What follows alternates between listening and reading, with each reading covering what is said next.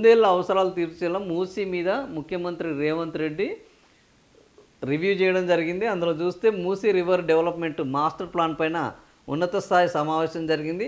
హైదరాబాద్ నగరంలో వచ్చే 100 ఏళ్ల అవసరాలను దృష్టిలో ఉంచుకుని మూసీ నదీ పరివాహక ప్రాంతం అభివృద్ధి జరగాలని సీఎం రేవంత్ రెడ్డి అధికారులకు సూచించారు. బుధవారం ఆయన జూబ్లీహిల్స్లో తన నివాసంలో మూసీ రివర్ డెవలప్మెంట్ మాస్టర్ ప్లాన్పై ఉన్నత స్థాయి సమావేశం నిర్వహించారు. ఈ సందర్భంగా గేట్వే ఆఫ్ హైదరాబాదు, గాంధీ సరోవర్ అభివృద్ధితో పాటు జంక్షన్ల ఏర్పాటు, రోడ్ల అభివృద్ధి వంటి అంశాలపై అధికారులకు సూచనలు చేశారు.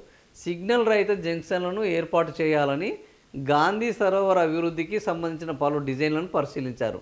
అభివృద్ధి పర్యావరణ హితంగా ఉండేలా ప్రణాళికలు ఉండాలని, ఈ సందర్భంగా మీరాలం చెరువు అభివృద్ధి, ఐకానిక్ బ్రిడ్జ్ నిర్మాణ ప్రణాళికలను అధికారులు వివరించారు. ఈ ప్రాజెక్టుకు సంబంధించి వీలైనంత త్వరగా డిపిఆర్ సిద్ధం చేసి పనులు మొదలు పెట్టాలని అధికారులకు సీఎం ఆదేశించారు. సమావేశంలో వీళ్ళందరూ పాల్గొన్నారు. సో ఇది పరిస్థితి. 100 ఏళ్ల అవసరాలు తీర్చాలి. ఇప్పుడు ముఖ్యమంత్రి ఒక కలగంటున్నాడు. అది ఏంటంటే లండన్లోని థేమ్స్ నది ఏ విధంగా ఉంటుంది, అందులో పడవలు ఎలా ప్రయాణిస్తుంటాయి, ఆ పక్కనే రోడ్లు ఉంటాయి, ఆ రోడ్ల మీద అందరూ అద్భుతంగా ప్రయాణిస్తుంటారు.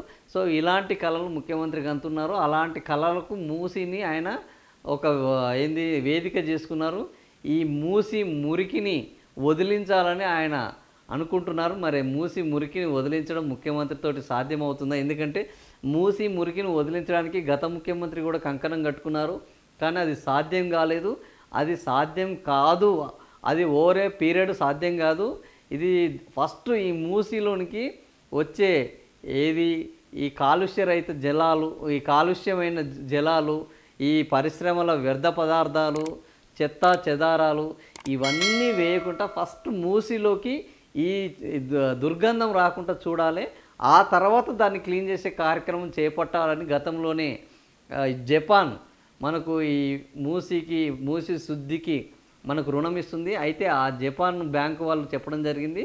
అయితే అది అంత సులభంగా జరిగేది కాదు అని నిర్ణయించడం జరిగింది.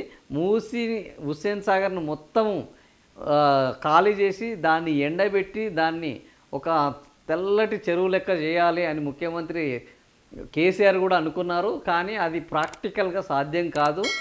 మూసీని ఒకవేళ హుస్సేన్ సాగర్లో మొత్తం నీటిని తీసేస్తే ఆ వచ్చే విషవాయువులకు ఆ చుట్టుపక్కల ఉన్న వాళ్ళందరూ ఎక్కడికక్కడ చచ్చిపోతారు. సో ఆ పాపం నిన్ను వెంటాడుతుంది అని అధికారులు, శాస్త్రవేత్తలు చెప్పడంతో ఆ ప్రయత్నాన్ని విరమించి హుస్సేన్ సాగర్ నీటిని కేవలం శుద్ధి చేయాలి అని ఆ శుద్ధి కార్యక్రమాన్ని చేపట్టారు. కొన్ని పడవలు కూడా అందులో తీసుకొచ్చేసారు తప్ప మూసీని దాని మురికిని వదిలించడం అంత సులభం కాదు. ఇది ఒక్క రోజులో జరిగే ప్రయత్నం అసలే కాదు.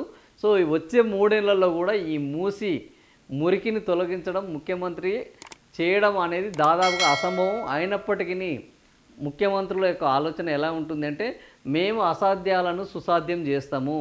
సో ఆ రోజు ముఖ్యమంత్రి కేసీఆర్ ఏం చెప్పారు, తెలంగాణను తేంగలేంది మూసీని క్లీన్ చేయమా అన్నారు. తెలంగాణను తెచ్చడం వీలైంది కానీ మూసీని క్లీన్ చేయడం వీలు కాలేదు. సో ఇప్పుడు ముఖ్యమంత్రి రేవంత్ రెడ్డి ఏంది, తెలంగాణను తెచ్చిన ముఖ్యమంత్రిని నేను ఓడించగలిగింది లేంది, మూసీని బాగు చేయలేనా అని ఈ ముఖ్యమంత్రి కూడా అనుకుంటున్నారు. కానీ ఆయనను ఓడించడం అనేది జనాల చేతిలో ఉన్నది. ఆ మురికిని చేయకపోవడము అనేది ఇప్పుడు అది కూడా జనాల చేతిలో ఉంది. ఎందుకంటే జనాల చేతిలో ఉన్న మొత్తం చెత్త చెదారం మూసీలో వేస్తున్నంత కాలం ఆ మూసీని బాగు చేయడం దేవుడి వల్ల కూడా కాదు. ఫస్ట్ ఆ మూసీలో ఈ చెత్త చెదారం వేయకుండా, పరిశ్రమల కాలుష్యము రసాయనాలు అందులో వేయకుండా ఫస్ట్ పైనుంచి వస్తున్న వచ్చిన వరద వచ్చినట్టు పోతే అసలు అందులో ఇలాంటిది ఉండదు. వర్షం మూసీ మహబూబ్ నగర్లో పుడుతుంది. ఆ మహబూబ్ నగర్ నుంచి వెళ్ళి హైదరాబాద్, రంగారెడ్డి, హైదరాబాదు, ఆ తర్వాత నల్గొండలో అది కలుస్తున్నది.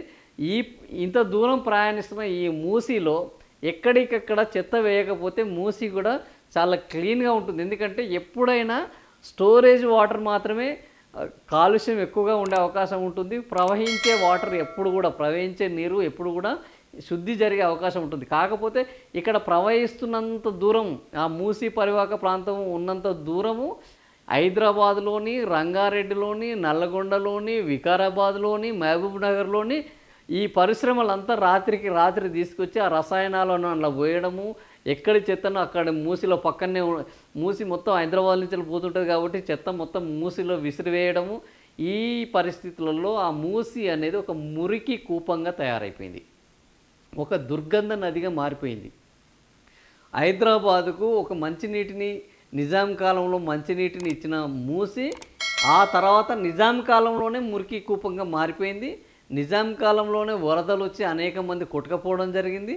సో ఆ నిజాం కాలంలోనే ఇప్పటికే ఆ మూసి పైన వేసిన మనం ఈ మూసారాంబాగ్ బ్రిడ్జి కానీ, అదేవిధంగా చార్మినార్ దగ్గర ఉన్న బ్రిడ్జిలు కానీ, ఇవన్నీ హైకోర్టు దగ్గర ఉన్న బ్రిడ్జిలు కానీ ఇవన్నీ చూస్తే ఆ రోజు అవన్నీ నిజాం కట్టించిన బ్రిడ్జిలే. ఇప్పటి వరకు ఈ మూసిని చెడగొట్టడం, ఈ 80 ఏళ్ళ ఈ 80 ఏళ్ళ స్వాతంత్ర మనం ఈ దినోత్సవం చేసుకుంటున్న 79 స్వాతంత్ర దినోత్సవం చేసుకుంటున్న నేపథ్యంలో ఈ 79 ఏళ్లలో మురికిని మరింత మురికి కూపంగా చేయడం తప్ప దానిని శుద్ధి చేయడానికి చేసిన ఏ ప్రయత్నము ఫలించలేదు. సో ముఖ్యమంత్రి రేవంత్ రెడ్డి ఇంకా 100 ఏళ్లకు ప్లాన్ చేస్తున్నారు. మొన్నటి వరకు ఏమో ముఖ్యమంత్రి 2047 నాటికే ప్లాన్ చేశారు, ఇప్పుడు మాత్రం ఏకంగా 100 ఏళ్ళకు ప్లాన్ చేస్తున్నారు. సో ముఖ్యమంత్రి దూరదృష్టిని చూస్తే మనకు కూడా కళ్ళు చెదిరే అవకాశం ఉన్నది. కాబట్టి మరి ముఖ్యమంత్రికి ఈ అధికారులు ఏం చెప్తున్నారో, ఆయన ఏం వింటున్నారో, ఈ 100 ఏళ్ళకి ఈ 1,50,000 కోట్లు ఎప్పుడు ఖర్చు చేస్తారు, ఆ మురికి కూపంగా నుంచి ఎప్పుడు బయటకు తీసుకొస్తారు, ఆ థేమ్స్ నదిని ఎప్పుడు చేస్తారు. ఎందుకంటే ముఖ్యమంత్రి కేసీఆర్ కూడా అనేకం చెప్పారు ఆ రోజు, ఈ తెలంగాణను రకరకాల దేశాలతోటి పోల్చి ఆ రకరకాల దేశాల లెక్క తయారు చేస్తానని చెప్పాడు.